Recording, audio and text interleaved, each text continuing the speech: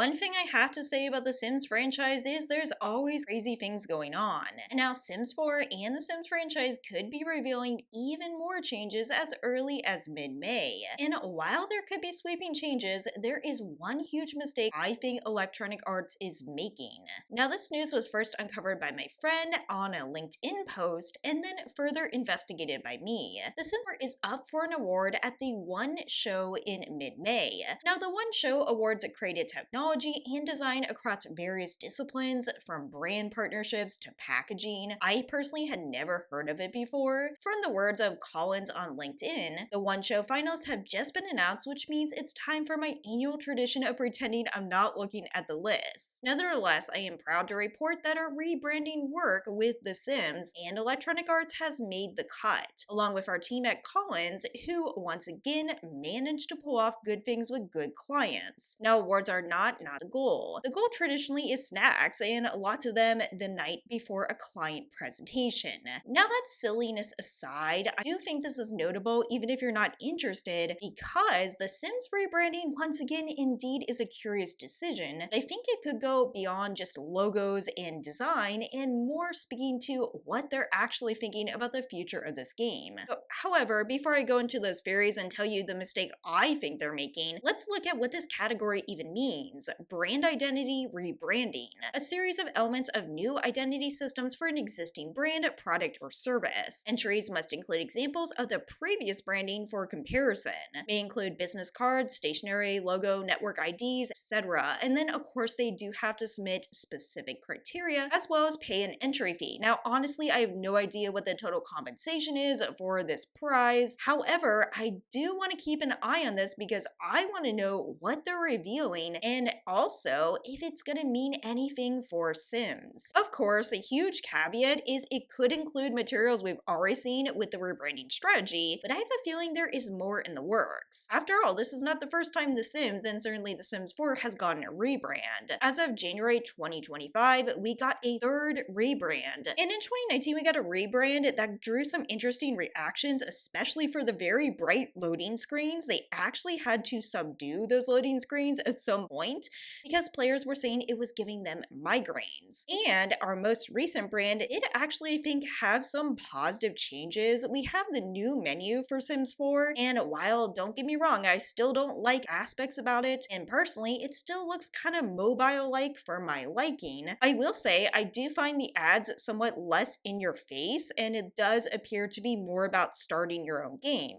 So I'm not saying these redesigns are always bad. Sometimes they can actually be positive in terms of user interface and so forth. However, if they were going to rework it more, I would want them to focus on that. The actual gameplay experience, making it more player friendly. And honestly, if it were up to me, I would also add a section where you could click on a link to report bugs. Integrating a link to report bugs would make people more likely to report them, and also I would love a section that made people aware of the top concerns. And as a side note, they still should not be selling Sims 4 for rent, but I digress. Now, going back into this topic and the rebranding and why they might be doing it and why we might be seeing even more changes, we've heard so many times they're seeing Sims not just as a game, but an entire creative platform. And with this, of course, they're expanding the franchise by making a feature film, which I don't know how the feature film is going to turn out, and of course offering other games like My Sims. Now, alongside this though, I will argue other big gaming companies are doing the exact same thing. In fact, I just learned something about Grafton that I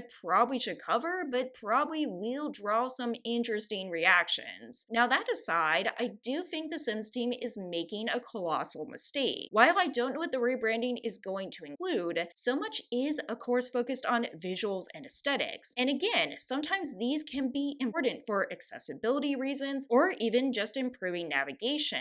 However, I found a research paper that argues that Sims 4's biggest problem is that rebranding and the brands in general feel inauthentic. You see, you can study trends and markets as much as you want to. However, if your target markets and the people who are actually playing the game feel like you're not being authentic and feel like the quality isn't matching what the branding is stating, that is where you run into some serious trouble. This research paper is dense, but I do want to cover a few key topics here, and I promise I will keep it short and simple. The majority of posters can be understood as viewing The Sims 4 as inauthentic. The game did not align with the consistency regarding gameplay features established and present in previous games. And as a result of the lack of consistency, consumer expectations were not met. The game was valued as inauthentic. Now, these comments were left by posters indicating they viewed the response to their concerns, the eventual restoration of some missing features, and The Sims 4's subsequent expansion, game, and stuff packs as substandard.